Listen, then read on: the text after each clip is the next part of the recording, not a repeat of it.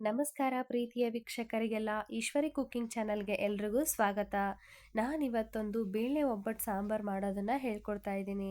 ಒಬ್ಬಟ್ಟು ಸಾಂಬಾರು ಅಂದರೆ ಯಾರಿಗೆಲ್ಲ ಇಷ್ಟ ಇಲ್ಲ ಹೇಳಿ. ಹಬ್ಬದ ದಿನಗಳಲ್ಲಿ ಒಂದು ಸರಿ ರೈಸ್ ಊಟ ಮಾಡೋರು ಮತ್ತೆ ಪುನಃ ಹಾಕ್ಕೊಂಡು ರೈಸ್ ಸಾಂಬಾರು ಜೊತೆ ಊಟ ಮಾಡ್ತಾರೆ. ಹಾಗಾದರೆ ಬೇಳೆ ಒಬ್ಬಟ್ಟು ಸಾಂಬಾರು ಮಾಡೋದಕ್ಕೆ ಏನೇನು ಬೇಕು ಅಂತ ನಾನಿಲ್ಲಿ ತೋರಿಸ್ಕೊಡ್ತಾ ಇದ್ದೀನಿ. ಮೊದಲಿಗೆ ನಾನು ಇಲ್ಲಿ ಹಸಿರು ಮೆಣಸಿನ್ಕಾಯಿ ಹಾಕಿ ಮಾಡೋದ್ರಿಂದ ನಾನಿಲ್ಲಿ ಹಸಿರು ಮೆಣಸಿನ್ಕಾಯನ್ನೇ ಒಂದು 4ರಿಂದ 5 ತಗೊಂಡಿದ್ದೀನಿ. ಒಂದು ಸ್ವಲ್ಪ ಹಸಿ ತೆಂಗಿನಕಾಯಿ, ಹಾಗೆ ಕರಿಬೇವು, ಕೊತ್ತಂಬರಿ ಸೊಪ್ಪು, ಟೊಮೆಟೊ, ಈರುಳ್ಳಿ, ಶುಂಠಿ, ಹಾಗೆ ಒಂದು ಚಕ್ಕೆ, ಲವಂಗ, ಏಲಕ್ಕಿ ಕೂಡ ತಗೊಂಡಿದ್ದೀನಿ. ಬನ್ನಿ ಇವಾಗ ಎಲ್ಲನೂ ನಾವು ಫ್ರೈ ಮಾಡಿಬಿಟ್ಟು ಸಾಂಬಾರು ಮಸಾಲೆನ ರೆಡಿ ಮಾಡ್ಕೊಳ್ಳೋಣ. ಗ್ಯಾಸ್ ಸ್ಟವ್ ಮೇಲೆ ಒಂದು ಕಬ್ಬಿಣದ ಪಾತ್ರೆ ಇಟ್ಕೊಂಡಿದ್ದೀನಿ. ತವೆನ ಇಟ್ಕೊಂಡು ಅದರಲ್ಲಿ ತಗೊಂಡಿರುವಂತಹ ಲವಂಗ, ಚಕ್ಕೆ, ಏಲಕ್ಕಿ ಎಲ್ಲವನ್ನು ಎಣ್ಣೆಯಲ್ಲಿ ಮೊದಲೇ ಹಾಕಬೇಕಾಗುತ್ತೆ.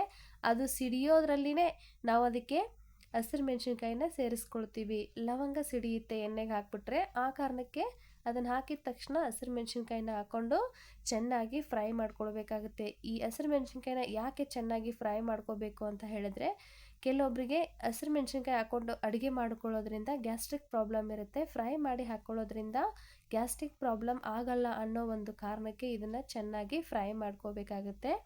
ನೋಡಿ, ಇವಾಗ ಚೆನ್ನಾಗಿ ಹಸಿರು ಮೆಣಸಿನ್ಕಾಯಿ ಕೂಡ ಫ್ರೈ ಆಗಿದೆ. ಅದನ್ನು ಪಕ್ಕಕ್ಕೆ ತೆಗೆದಿಟ್ಬಿಟ್ಟು ತಗೊಂಡಿರುವಂತಹ ಒಂದೊಂದೇ ಮಸಾಲೆ ಸಾಮಾನುಗಳನ್ನು ಹಾಕ್ಕೊಂಡು ಹುರ್ಕೊಳ್ತಾ ಇದ್ದೀನಿ. ಇವಾಗ ನಾನು ಹಸಿ ಶುಂಠಿನ ಹಾಕ್ಕೊಳ್ತಾ ಇದ್ದೀನಿ.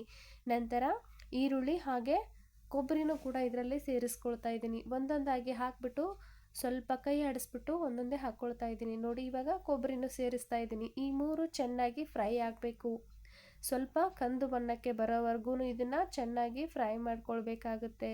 ಫ್ರೈ ಮಾಡೋದ್ರಿಂದ 2 ದಿನ ಇಟ್ಟರು ಒಬ್ಬಟ್ಟು ಸಾಂಬಾರು ಹಾಳಾಗಲ್ಲ, ರುಚಿ ಕೂಡ ಹಾಗೆ ಇರುತ್ತೆ. ನೋಡಿ, ಇವಾಗ ಒಂದು 90% ಇದು ಕೆಂಪಗಾಗಿದೆ.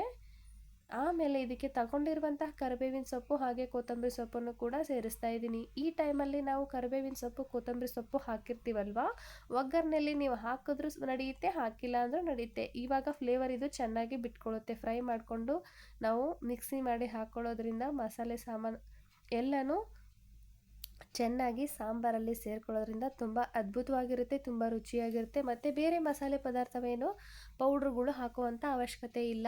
ನೋಡಿ, ಇದು ಕೂಡ ಚೆನ್ನಾಗಿ ಫ್ರೈ ಆಗಿದೆ. ಇದಕ್ಕೆ ನಾನು ಒಂದು ಸ್ವಲ್ಪ ಜೀರಿಗೆ ಕೂಡ ಸೇರಿಸ್ತಾ ಇದ್ದೀನಿ. ಜೀರಿಗೆನೂ ಹಾಗೆ ಆರೋಗ್ಯಕ್ಕೆ ತುಂಬ ಒಳ್ಳೆಯದು.